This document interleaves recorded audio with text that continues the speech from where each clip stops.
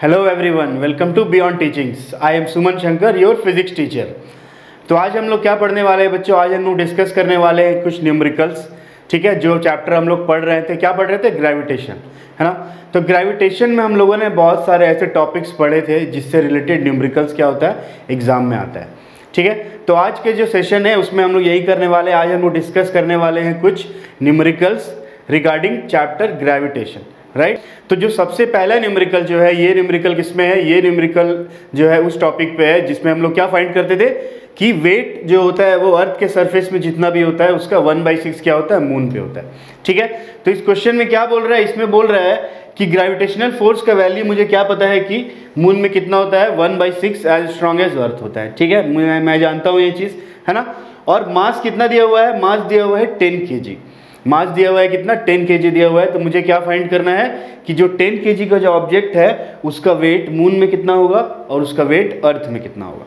ठीक है, तो सबसे पहले मैं क्या करता हूँ, सबसे पहले मैं इसका वेट निकाल लेता हूँ अर्थ में।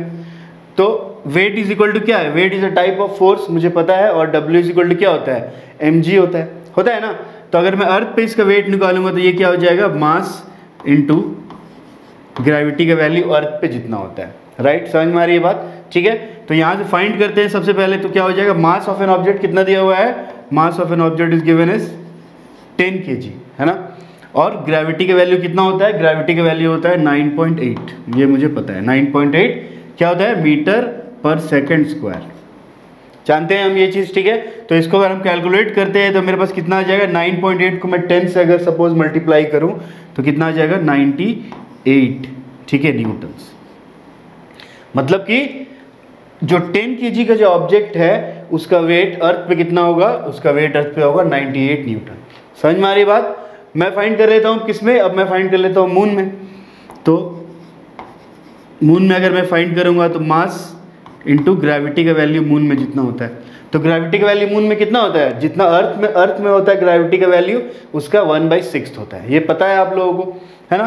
तो यहाँ पुट करते हैं तो मास का वैल्यू है 10, ठीक है। ग्रेविटी का वैल्यू कितना होता है? 9.8 अर्थ के लिए, तो मून के लिए कितना हो जाएगा? 9.8/6। तो ये हो जाएगा 9.8 डिवाइडेड बाई 6, ठीक है। तो जब मैं इसको मल्टीप्लाई करूंगा तो ये कितना आ जाएगा? 98/6 आएगा ना, 98/6। और 98/6 को अगर मैं निकालूंगा किसमें? डेसिमल में निकालूंगा तो मेरे पास कितना आएगा वैल्यू? 6 1 6, ठीक है, 16.33 न्यूटन्स, इतना वैल्यू आ जाएगा। समझ में आ रही है बात? तो इस क्वेश्चन में आंसर क्या हुआ? सबसे पहले अर्थ पे ऑब्जेक्ट का वेट कितना है? तो अर्थ पे ऑब्जेक्ट का वेट कितना है? 98 न्यूटन्स, ठीक है। और उसी ऑब्जेक्ट का जिसका मास कितना है? 10 kg है, उसका वेट मून पे कितना है? उसका वेट मून पे है कितना? 16.33 न्यूटन्स। समझ में आ रही है बात? तो ये फर्स्ट न्यूमेरिकल था। ये किस पे बेस्ड था? ये बेस्ड था weight of an object on the surface of moon. समझ में आ रही है बात? ठीक है, अब बात करते हैं हम लोग नेक्स्ट न्यूमेरिकल की। तो सेकंड वाला जो न्यूमेरिकल यहाँ पे दिया हुआ है, वो सेकंड वाला न्यूमेरिकल जो है वो फ्री फॉल पे, राइट। फ्री फॉल जब मैंने आपको पढ़ाया था, आपको याद होगा कुछ न्यूमेरिकल भी मैंने आपको बताए थे, ठीक है। उससे रिलेटेड एक न्यूमेरिकल मैंने आपको बताया था। तो सिमिलरली उसी तरह से जो 3 फार्मूला है इक्वेशन ऑफ मोशन का, फ्री फॉल के लिए भी क्या हो जाता है? सेम फार्मूला होते हैं, याद होगा आप लोगों को, है ना। तो उसी से रिलेटेड ये क्वेश्चन है, इसको बनाते हैं। तो यहाँ पे ये बोल रहा है कि stone is thrown vertically upward with initial velocity of 40 metre per second, ठीक है। क्या बोल रहा है कि एक स्टोन है जिसको वर्टिकली अपवर्ड फेंका जा रहा है। तो बना लेते हैं फिगर। सपोज ये स्टोन है, इसको मैंने वर्टिकली अपवर्ड इस तरह से फेंका ऊपर की तरफ। समझ में आ रही है बात? जब उसको मैंने फेंका तो इनिशियली यानी इनिशियल वेलोसिटी कितना था उसका? 40 मीटर पर सेकेंड, यानी कि इनिशियल वेलोसिटी यहाँ पे ये दिया हुआ है 40 मीटर पर सेकेंड। समझ में आ रही है बात? बोल रहे taking g is equal to 10 metre per second square. g का वैल्यू लेना है मुझे, 9.8 होता है, मैं अप्रॉक्स कितना लूंगा? 10 मीटर पर सेकेंड स्क्वायर लूंगा, right. Find the maximum height reach by the stone and what is the net displacement the total distance covered by the stone, ठीक है। तो सबसे पहले मुझे ये फाइंड करना है कि जो स्टोन है वो मैक्सिमम हाइट कितना रीच करेगा, ठीक है। तो क्या क्या इन्फॉर्मेशन मेरे पास है? सबसे पहले मेरे पास इनिशियल वेलोसिटी ऑफ स्टोन है, कितना है? 40 मीटर पर सेकेंड, कितना है? 40 मीटर पर सेकेंड, राइट। जी का वैल्यू दिया हुआ है कितना? जी का वैल्यू दिया हुआ है 10 मीटर पर सेकेंड स्क्वायर, ठीक है। मुझे फाइंड क्या करना है? मुझे फाइंड करना है ये हाइट, यही हाइट फाइंड करना है ना। जब मैं क्या करूँ? स्टोन को ऊपर फेंकूंगा तो जितना मैक्सिमम हाइट पे जाएगा, मतलब सपोज ये इसका मैक्सिमम हाइट है, तो मैक्सिमम हाइट में जाने के बाद क्या होगा, मैक्सिमम हाइट पे जाने के बाद फ्रैक्शन ऑफ सेकंड के लिए स्टोन क्या होगा, रुक जाएगा, रुकेगा ना, तो उसके बाद ही तो नीचे गिरेगा। तो यहाँ पे मैक्सिमम हाइट पे जहाँ पे रुक जाएगा तो वहाँ पे उसका स्पीड हो जाएगा मैक्सिमम हाइट पे 0। ठीक है, तो यानी कि मेरे पास नेक्स्ट इन्फॉर्मेशन क्या मिल गया, v का कितना है, यहाँ पे 0 है। अब मुझे फाइंड क्या करना है, मुझे h फाइंड करना है, या मैं बोलूँ डिस्टेंस फाइंड करना है। ठीक है, तो ये इन्फॉर्मेशन मेरे पास है, मेरे पास एक्सेलरेशन का वैल्यू है, initial velocity and final velocity का वैल्यू मेरे पास है। तो मैं कौन सा फॉर्मूला लगाऊंगा, मैं लगाऊंगा v² is equal to u² minus 2gs। ठीक है ना, माइनस साइन मैंने यहाँ पे क्यों लगाया, क्योंकि यहाँ पे मैं ग्रेविटी के अगेंस्ट काम कर रहा हूँ, राइट, मतलब मैं ऊपर, उसको ऊपर से नीचे नहीं गिर रहा है, ये नीचे से ऊपर जा रहा है, इसीलिए यहाँ पे क्या हो जाएगा, g का वैल्यू हो जाता है -g, तो ये फॉर्मूला में यहाँ पे नेगेटिव साइन आ जाएगा।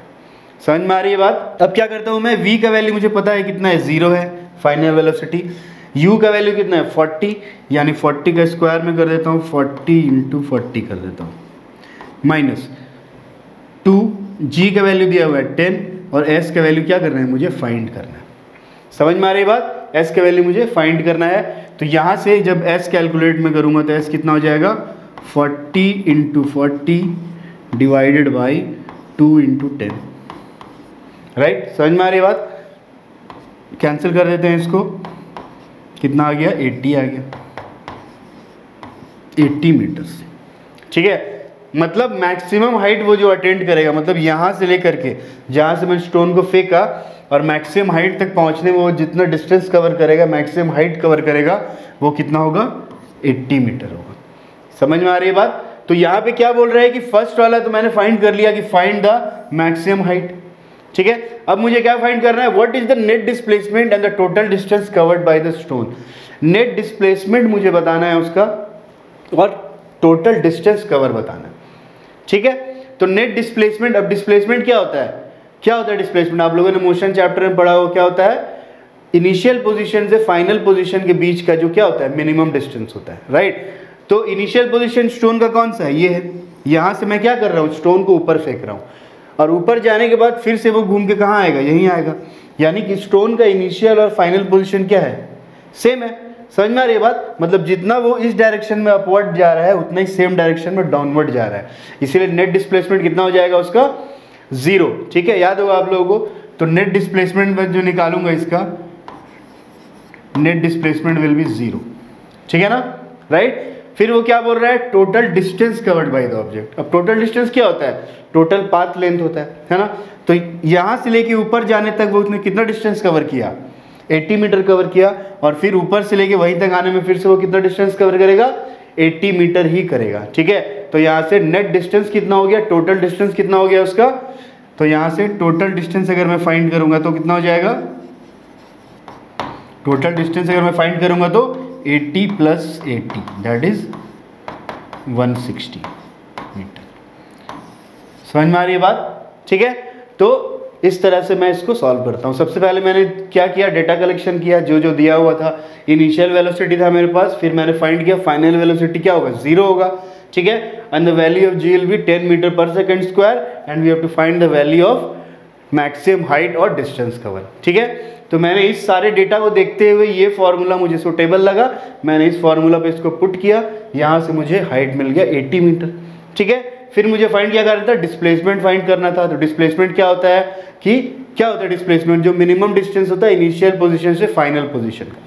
तो इनिशियल पोजीशन से फिर से फाइनल पोजीशन तो यही है उसका, यानी कि नेट डिस्प्लेसमेंट कितना हो गया उसका, 0, और टोटल डिस्टेंस कवर कितना हो गया, जो टोटल पाथ लेंथ है उसका, टोटल पाथ लेंथ कितना है, सबसे पहले यहाँ से यहाँ 80 गया, फिर यहाँ से यहाँ वापस 80 आया हो, यानी 80 + 80 दैट इज 160। ठीक है, तो ये बात थी फ्री फॉल की न्यूमेरिकल की। इसके बाद नेक्स्ट वाले न्यूमेरिकल की बात करते हैं। तो हमारे जो नेक्स्ट वाला जो न्यूमेरिकल है वो किस पे बेस है, वो बेस है floating and sinking of an object.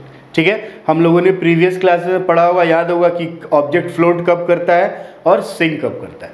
तो ऑब्जेक्ट फ्लोट कब करता है, जब किसी ऑब्जेक्ट का डेंसिटी वाटर का डेंसिटी से क्या हो जाए, कम हो जाए। ठीक है, वाटर का डेंसिटी अगर ज़्यादा है सपोज, और उस ऑब्जेक्ट को, जिस ऑब्जेक्ट को मैंने वाटर के अंदर डाला है उसका डेंसिटी क्या है, कम है, तो उस केस में क्या होता है, वो फ्लोट करता है। लेकिन अगर ठीक इसका उल्टा हो, सपोज कि जिस ऑब्जेक्ट को मैंने उसमें डाला वाटर में, उसका डेंसिटी क्या है, वाटर से ज़्यादा है, तो उस केस में ऑब्जेक्ट क्या कर जाएगा, सिंक कर जाएगा। तो इस न्यूमेरिकल में मुझे यही फाइंड करना है कि ऑब्जेक्ट सिंक करेगा या फ्लोट करेगा, ठीक है, राइट। तो यहाँ पे बोल रहा है कि the volume of 50 gram of a substance is 20 centimetre cube, ठीक है। मतलब एक सब्सटेंस है जिसका क्या क्या दिया हुआ है मुझे, जिसका मुझे मास दिया हुआ है और वॉल्यूम दिया हुआ है, ठीक है ना। तो मास ऑफ ए सब्सटेंस कितना दिया हुआ है, mass of a substance is 50 gram, right, and volume is given as 20 centimetre cube. Volume दिया हुआ है 20 सेंटीमीटर क्यूब, ठीक है। अभी इस ऑब्जेक्ट को क्या किया उसने पानी में डाला। बोल रहे the density of water is 1 ग्राम पर centimetre cube, will the substance float और सिंक, ठीक है। बोल रहे अगर वाटर का डेंसिटी कितना है, 1 ग्राम पर सेंटीमीटर क्यूब है, तो ऑब्जेक्ट फ्लोट करेगा या सिंक करेगा। तो मुझे करना क्या है, सिंपल चीज़ है, डेंसिटी निकालना है इस ऑब्जेक्ट का और इसको कंपेयर कर देना है वाटर के साथ, ठीक है। अगर डेंसिटी ज़्यादा आता है तो ऑब्जेक्ट सिंक कर जाएगा, अगर डेंसिटी कम आता है तो ऑब्जेक्ट क्या करेगा, फ्लोट करेगा। तो आइए डेंसिटी फाइंड कर लेते हैं। तो डेंसिटी इज इक्वल टू क्या होता है, मास बाय वॉल्यूम, मुझे पता है। डेंसिटी को रो से डिनोट करता हूँ, ये जानते हैं आप लोग। तो डेंसिटी इज इक्वल टू होता है मास डिवाइडेड बाय वॉल्यूम, ठीक है। तो mass is 50 gram and volume is 20 centimetre cube. काटने के बाद कितना आ जाएगा, ये 2.5 ग्राम पर सेंटीमीटर क्यूब, ठीक है। ये आया कितना, 2.5 ग्राम पर सेंटीमीटर क्यूब। यानी कि क्या है, इसका डेंसिटी वाटर से ज़्यादा है कि कम है, वाटर से ज़्यादा है ना, ठीक है। तो मैं यहाँ पे लिख देता हूँ कि density of the substance is greater than density of water, ठीक है। तो क्या होगा इस केस में, क्या होगा, ऑब्जेक्ट फ्लोट करेगा, सिंक करेगा, क्या करेगा, ऑब्जेक्ट डूब जाएगा, सिंक करेगा, क्योंकि इसका डेंसिटी ज़्यादा है। तो हम यहाँ पे क्या लिखेंगे, ऑब्जेक्ट विल सिंक। इजी था, ठीक है। तो इस तरह की न्यूमेरिकल क्या होते हैं, ग्रेविटेशन चैप्टर से रिलेटेड न्यूमेरिकल आते हैं ऐसे, ठीक है। इजी न्यूमेरिकल है और इससे रिलेटेड 2 मार्क्स 3 मार्क्स या 1 मार्क्स का भी न्यूमेरिकल आ सकता है, ठीक है ना। तो होप ये न्यूमेरिकल वाला सेशन आपको पसंद आया होगा, न्यूमेरिकल समझ में भी आए होंगे। फिर भी अगर कोई डाउट व क्वेरी होती है तो हमें कमेंट्स बॉक्स में ज़रूर लिखिए। तो मिलते हैं अगले सेशन में एक नए टॉपिक के साथ, तब तक के लिए good bye, take care and thank you.